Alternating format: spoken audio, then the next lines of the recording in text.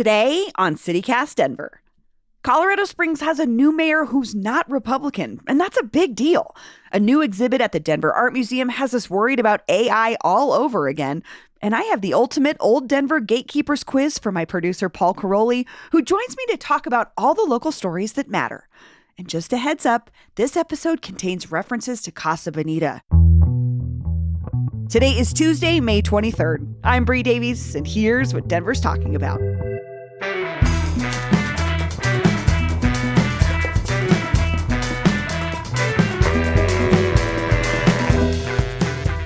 Hey, Paul. Hey, Bree. How was your weekend? Oh, it was great. It was great. But I have to ask about yours because I watched you on YouTube streaming live Saturday night before the Nuggets game 3 against the Lakers, which they won. You were at the DNVR bar doing their pregame show. How'd it go?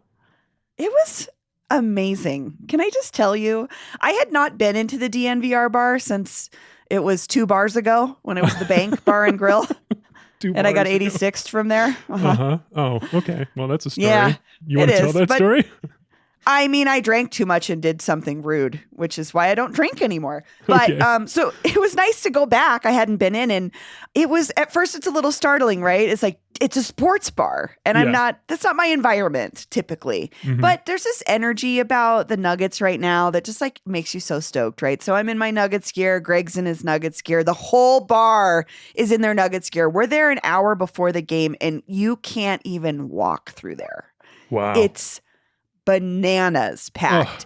And at first I'm like, oh gosh, this is going to be crazy. Well, then they open a magic door and I get to walk upstairs to the VIP area, basically where they film the show. Love it. And so I got to hang out in sort of the VIP spot, talk about the Nuggets with Adam Mares, Brendan Vogt, and Dev. And man, what a group of awesome, nice, welcoming dudes. They were just like, come on in, let's talk about the Nuggets. Just like the nicest, most friendly people. Their servers were nice. The bar managers were nice. Whatever they're doing at DNVR is working.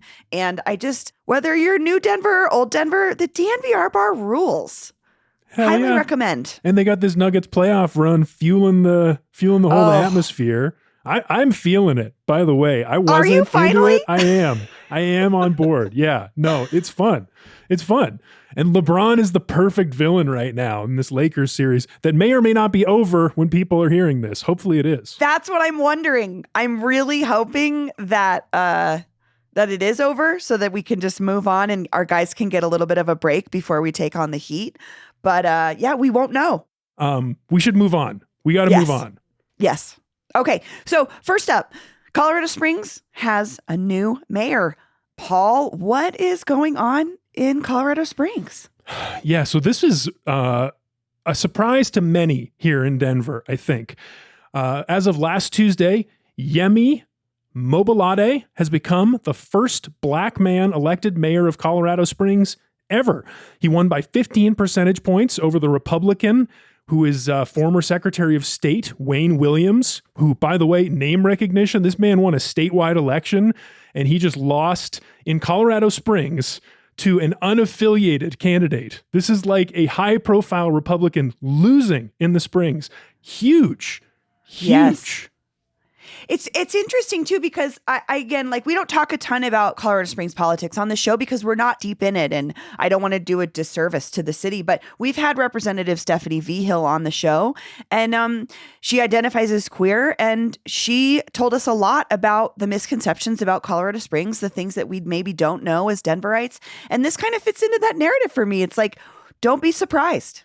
I thought about Steph Vigil often in the last week since this result came in, and the story that she told about this new alternative Colorado Springs, that it's been rising. I mean, there was in some coverage around Mobolade's victory, we learned, I learned a lot more about how this change has played out and what it looks like.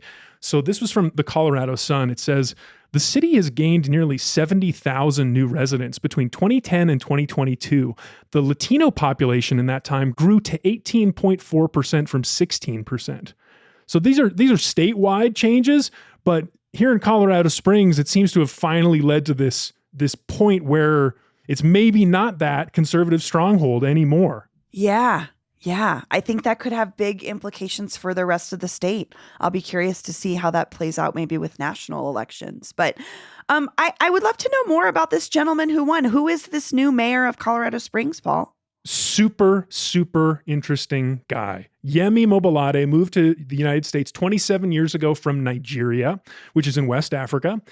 He then moved to the Springs in 2010. He had been living in Indiana. That's where he met his wife. Anyway, he moved to the Springs to start a church, and he later served as pastor at First Presbyterian Church of Colorado Springs.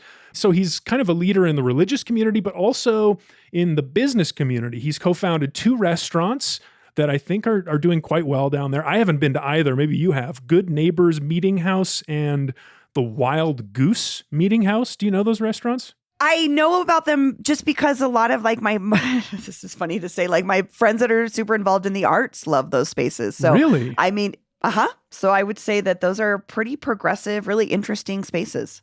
Well, but the list goes on though. He co-founded this niche coaching and consulting group, which helps business leaders.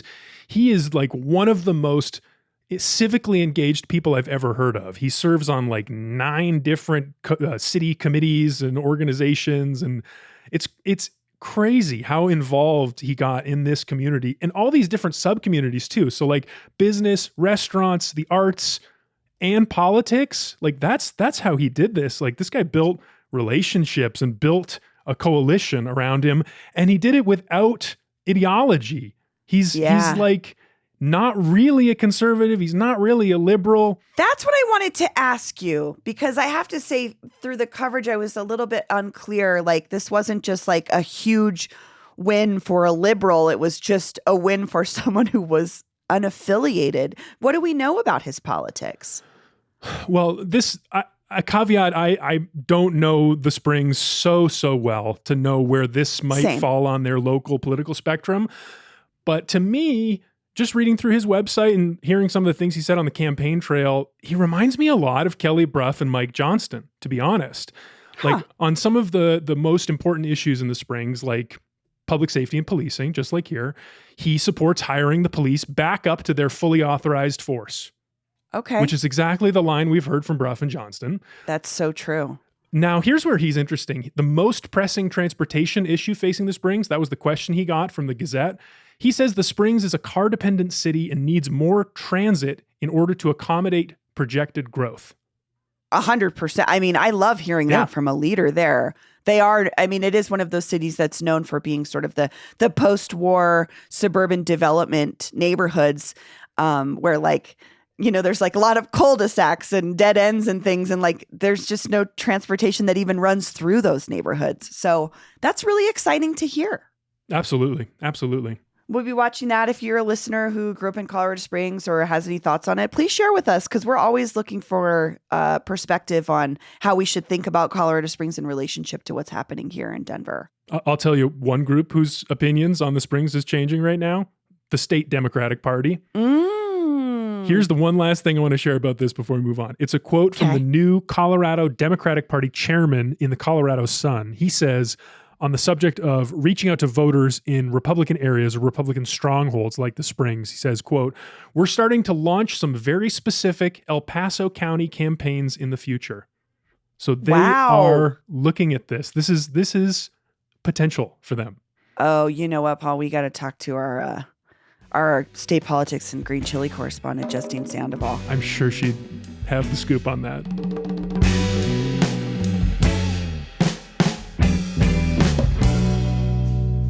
Okay, well, coming back to Denver, we're going to talk about our museums.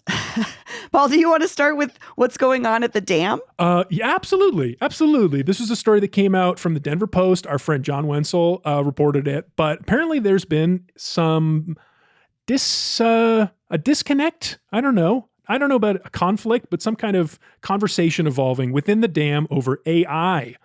They have just put the first ever piece made with AI up at the dam. It's from 2 indigenous artists, Jennifer Elise Forster, who's Muskoke, I think that's how you say it, and visual artist Steve Yazzie, who's Navajo and Laguna Pueblo. Interesting. Mm-hmm. So they feature AI. What might we see when we see these pieces? It's kind of weird. And like feature AI is an interesting way of putting it. I think, knowing a little bit about how these programs work, I might say AI was a tool that they used to create this work, but Fair. it's a series of like generated images. Here's the quote from the post. The unique collaboration features a poem by Forster set to animated images combined from the exhibit's dozens of paintings. Its goal is to both honor the theme of Indigenous representation, but also to offer an intentionally unsettling vision that adds simulated heat, shimmers, and other motion graphics effects. Interesting. So to me, this, at least in this explanation, it reminds me a little bit of our hysteria over Photoshop. Mm-hmm. Yeah. As a tool. And that being like, oh my God, well, magazine covers are over because no woman is going to be able to look like they make us look. And like, yes, that's true, but I don't know. I mean, there would be some things to be argued with how it's changed our views of our own bodies and things like that. But Photoshop is used for so many different things. And in this context sounds a little bit like that. So do you not, what would be your expectation? You're an art lover. You're a supporter of the arts. Mm-hmm. What would you want to know about that? Do you want to know that this happened when you go and see this piece up on the wall, that this was made with AI? I don't know. I'm constantly grappling with this. Does this matter? Because I have a lot of friends in the digital art space. I'm thinking about the Denver Digerati, which is a collective here of artists that do digital art that you can see downtown in the theater district in the summertime. They project them on that giant ad screen. And I'm not aware of the programming they use to make those pieces. I'm thinking of my friend Milton Melvin Croissant III, who's done some really interesting work. He grew up here in Colorado, and he's all digital. Mm-hmm. I'll share some of his work in the description so you can kind of see what I'm saying. But I'm thinking about that. At Meow Wolf, there's the theater that you can sit in and watch digital animation. I don't know how those are made. So do I need to know that? I don't know. I struggle with if it matters because artists use tools every day to make interesting things. And just as anything else evolves, the tools that we have to make art have been evolving. Well, here's where I think it matters. I think it matters in the realm of copyright. And this is one of the areas that has been undecided legally around this AI-assisted art thing that's happening. Like there's currently that Colorado guy who won the first place in the state fair last year. He is appealing the denial of a copyright for that piece. And he says he's ready to go all the way to the Supreme Court. So this is totally unsettled. But that's the part that bothers me because these AIs, what they're doing is they're just drawing on these massive data sets of things that already existed. So it is other artists' work. And I think the question is like whether or not they're being inspired by that work or like the way human artists are by past work, or if they're taking it, or they were taking elements. Well, I hate to break it to you, Paul, but there's a little artist named Andy Warhol who also did this. Yeah, he did this? The original AI? I mean, that was the whole argument, was like he was taking imagery from popular culture and consumer culture and turning it into art, right? The Campbell's soup can is the most famous one. There's a less famous artist who's equally huge. I mean, I saw a retrospective of his at the Guggenheim, Richard Prince. He's one of my favorite artists. Most of his work is based on taking other pieces of work out of context and making them into art. His most famous series is The Marlboro Man. And it's just imagery from the advertisements recontextualized by Richard Prince. So I that would be my argument to you is also welcome to the internet. We've been making art. I did not think about it that way. That's so interesting. We've been making art that we've pulled from artists. I mean, I was thinking about how you can like, it used to be in your MacBook photo booth, you could put, this was before Zoom really was a big deal. You could put a background in and take a picture of yourself. So I would like insert myself in like Edward Hopper paintings and like, you could just like, or like I like put myself in Beavis and Butthead's living room. Like you can already do this. So my pushback with the AI conversation is, why are we not talking more about what AI can do to remove ourselves from the constraints of manual labor and the things that really impact the human experience every day? That would be like where I'd like to see AI be getting some conversation, but that's my pushback. Before we get to our listener comments and our conversation, we're going to take a quick break.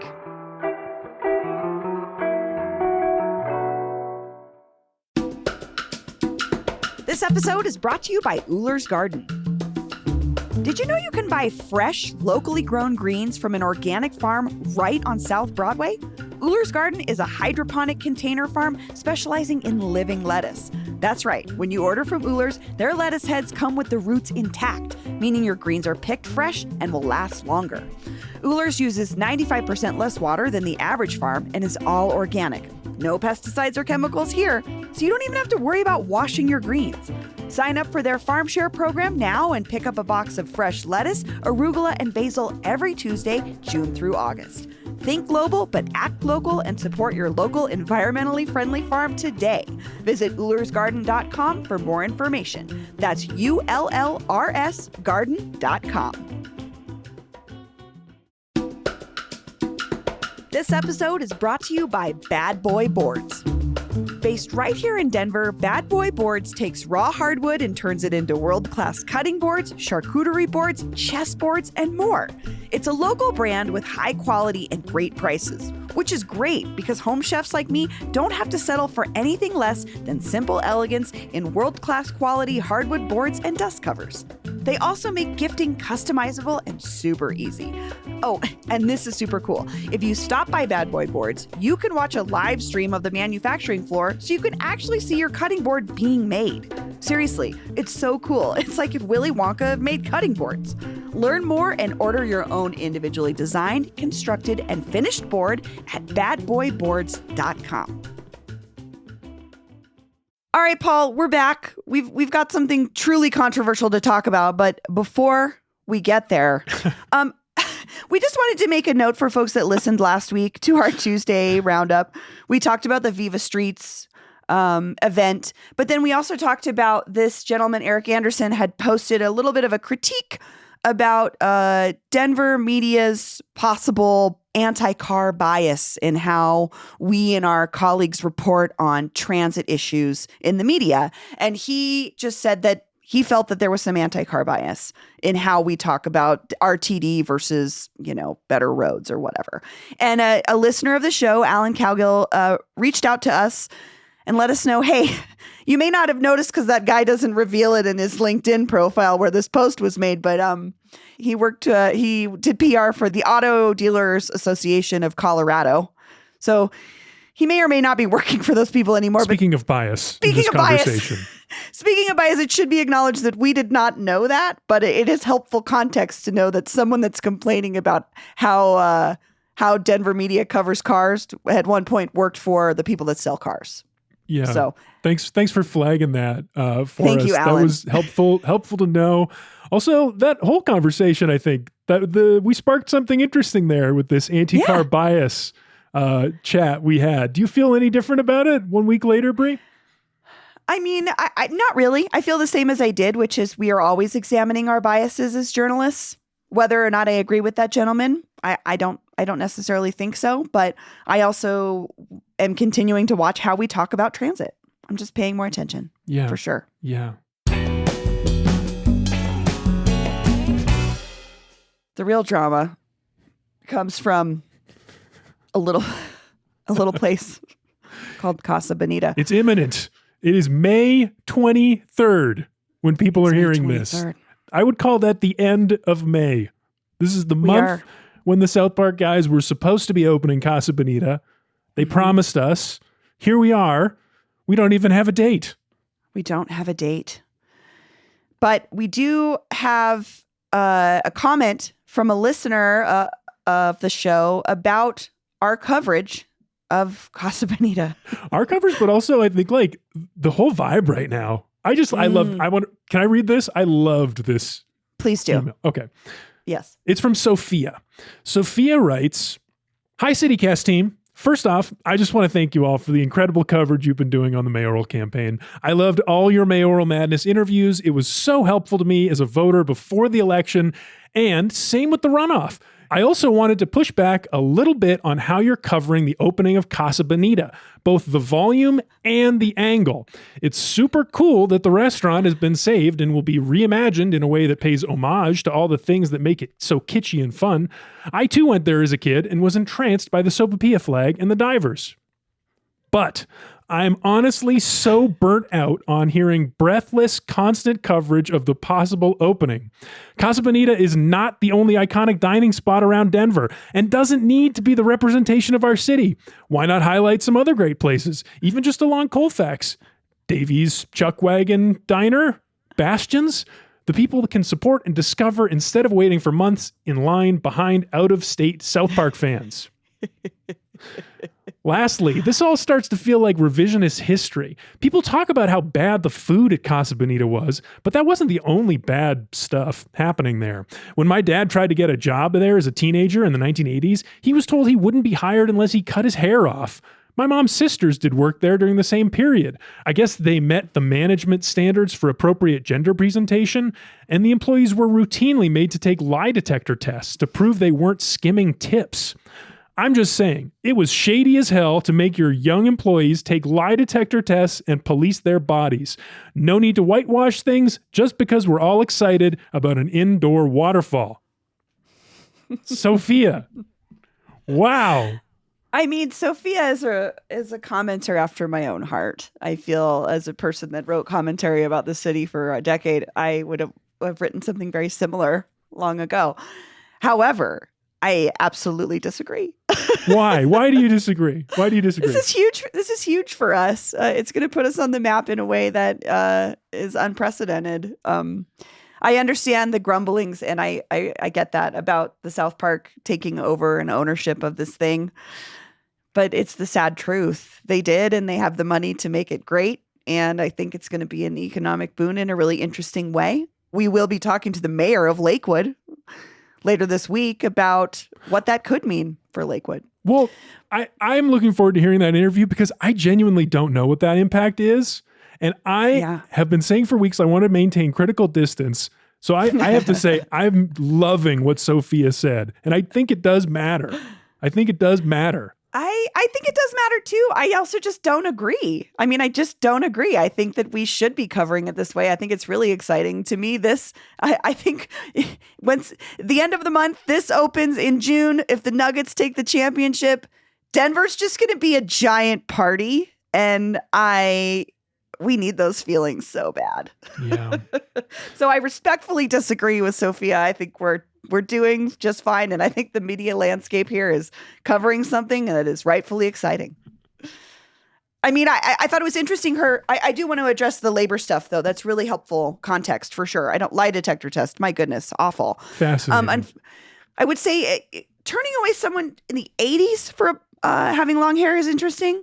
But I would also just push back that we don't talk about the labor practices of anyone else we talk about on this show generally, other than if there's like a unionization conversation. We don't talk about who the Denver Zoo discriminated against in hiring practices or any other restaurant that we cover or, Coors Field. I mean, literally anywhere we talk about, we don't talk about that. So I'm not saying that it's not true. And I'm not saying that experience didn't happen, but I don't think that this could count as revisionist history. Well, I just don't agree. I think you're making a great point, but don't you see some truth to what Sophia's saying? Like, haven't you seen so many headlines in the last 2 weeks where people are like, so-and-so's, lovely childhood memory of Casa Bonita, or like, this is the love story that began at Casa Bonita, and it's all just kind of like saccharine and like, it's a cheerleader to the point of like, well, what if it's bad? Like what kind of corner are we painting ourselves into? What if they did a crappy job? I mean, there was a restaurateur that left Denver and there was a big hoo-ha about it a couple years ago. Oh gosh, this person's leaving Denver and they've done so much for the culture. And like, he was a notorious scumbag. No one wrote that story. So I'm just saying it's like behind everything, there's something not great. And if we talked about every single thing that way, we would never get through the news. I'm not discounting that experience. And I also agree, Paul, maybe we will be stung a little bit in the end by something that we didn't catch. But I just, I'm not making a special exception for Casa Bonita. I would say this for anything that we've covered so far. So Sophia, I appreciate your thoughts, though. I really love them. And I think that it's totally worth the discourse and conversation around how we talk about something like Casa Bonita, but there's just really never been anything like it. So there really isn't anything like it. I mean, that's what's so fun about it, is it's so totally unique. Like it's the labor issues they have at Casa Bonita, they just feel a little bit different. They're a little bit, even the labor issues, everything about it. Also, I will say, Sophia, as a child growing up with a dad with long hair, I went through similar experiences. My father would be followed around stores.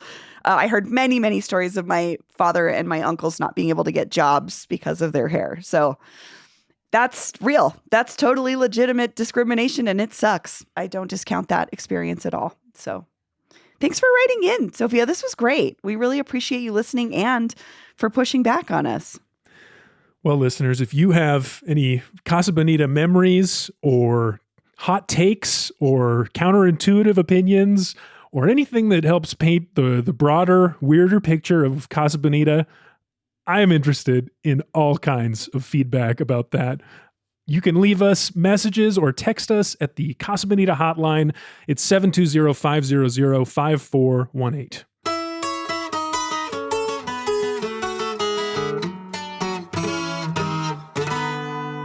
Before we go, I'm going to quiz you, Paul. I'm going to do a quick quiz that my Twitter friend, Aliza, came up with. She grew up here in Denver. We're always talking back and forth about our fun memories of Denver. And she was a little bit concerned that the South Park fans were going to override the OG Denver fans and we weren't going to be able to get into Casa Bonita. So she came up with a quiz that you have to take if you want to get into Casa Bonita. So I'm going to ask you really quickly. Where's Celebrities? Where's Celebrities? So this is Celebrity Sports Center. I know that, which I'm trying to say so it's okay when I don't know the answer to the question, which I don't. I think it's down in Southeast, maybe? Monaco? No. Glendale? It is. It's close. It's close. It's by your house. But it's actually was on Colorado Boulevard. I think it's now a Home Depot parking lot and a Whole Foods. So it doesn't exist anymore. Fair that you don't know exactly where it is. Why did Ward Road smell like candies and Pecos smell like cookies? Oh, Ward Road smelled like candies. I'm making an educated guess because of the Jolly Rancher plant. Uh-huh. And the other one was cookies? Pecos smelled like cookies. Why did Pecos smell like cookies? Yeah. Dang. I don't know that one. Keebler Factory. Keebler had a factory here? Uh-huh. The elves? Yeah. I missed them? So you got half. You got half there. Next question. What's a McNichols? There's several answers to what a McNichols is. A McNichols? Well, it's an arena. It's a mayor. Correct. Yep. I think you got it. Hey. You got it. Arena and a mayor. There you go. Take that, Denver natives. I've been practicing for this quiz for, well. You're doing surprisingly well, I just want to say. Thank you. Great. I appreciate that. Yeah. When your mom said we're going to Lakeside, what were you hoping for versus what she actually meant? What were you hoping for? Well, you're hoping for the cyclone. You're hoping for the angry chipmunk, the wild chipmunk. The wild chipmunk. I'll confuse that for the rest of my life now. I made that mistake 2 weeks ago and I was mortified in front of you and Peyton. You looked at me like I was some kind of alien or something. I said angry chipmunk and it was just, what? How dare you misname? You misidentify the most uncomfortable ride at Lakeside. So you're close. Yes, you are answering what you hoped your mom meant, which was you were going to Lakeside Amusement Park. I don't know the other one. I don't know. She actually meant you were probably going to the mall, which is like not as exciting. Yes, there was a mall, Lakeside Mall. I have just a couple bonus questions. I know that you know about Celebrities. What did you do there? Oh boy, what didn't you do? I mean, there was all the activities that a kid could want, from swimming, to pizza. Sure, an arcade. For adults, there was a bowling alley. There was a bar. You were correct. Good job, Paul. Sort of correct. I don't know. I have no idea what's inside that place. Oh, it was beautiful. Okay, who is Mary Cha-Cha Chavez? Mary Chavez, no idea. No clue. Okay. Okay. Radio personality, longtime radio personality. Many of us knew her from KS 104 was my heyday. Okay. But we love Cha-Cha. Okay. Last question, trick question. Was Fantastic Nathan's a person or a place? Well, I've never heard of that, but since you said it's a trick question, I'm guessing it's both. I think it was probably Fantastic Nathan who had his own fantastic place. You are correct. Fantastic Nathan's existed in the Cinderella City Mall. It was a indoor play place, pre-Discovery Zone type. It was like an independent gentleman named Nathan, who my aunt went to high school with at George Washington High School. Later on, Fantastic Nathan's moved to South Broadway and became Fantastic Fun. And then it was leveled, and you can now go there because it's a Chick-fil-A. Good job, Paul. Hey, I might have been. I think you got like 50%. I feel not bad about it. I feel not bad. I think we're going to let you in. I'm going to let you into Thank Casa Bonita. Thank You're welcome. you for letting me The in. gatekeeper will let you into Casa Bonita. You're welcome. You're welcome. All right, Paul. Well, thanks for chatting with me and taking this quiz from Elisa and me. We appreciate it. Oh, I loved it. Thank you. Thanks for sharing, Elisa.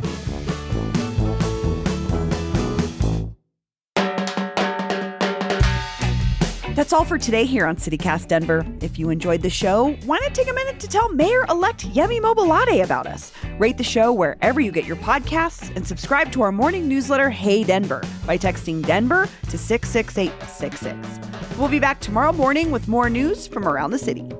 Bye-bye.